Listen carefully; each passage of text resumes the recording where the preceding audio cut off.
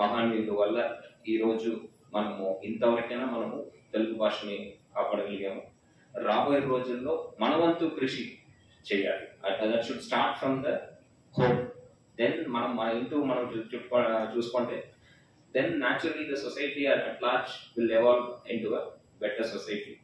So ఈ రోజు అందరూ ఇక్కడ రావడం జస్ట్ పేరునే భుజాండాలు వేసి మనం మాట్లాడుకొని వెళ్ళడమే కాకుండా let us put it into practice, starting from calling father and mother mummy daddy కాకుండా అమ్మ నాన్న, అది మొదలు పెడితేనే that is a small thing which we can inculcate in our children, which will take this language journey forward.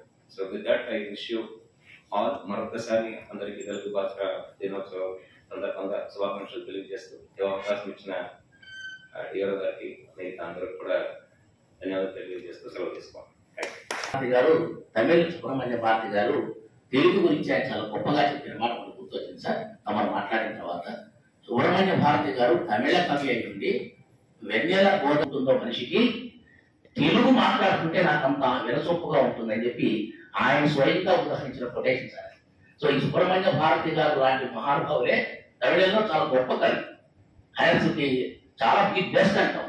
అలాంటి వారు మన తెలుగు గురించి చెప్పారంటేనే మన భాషకున్న సౌందర్యాన్ని మనం మర్చిపోతున్నాం. దయచేసి అందరూ కూడా సార్ చెప్పిన దాన్ని దృష్టిలో పెట్టుకొని ఇంటి దగ్గర కొంత మనం అది ప్రమోట్ చేసే విధంగా చర్యలు తీసుకోవాల్సిన మరొకసారి కోరుతున్నాం. Many thanks sir.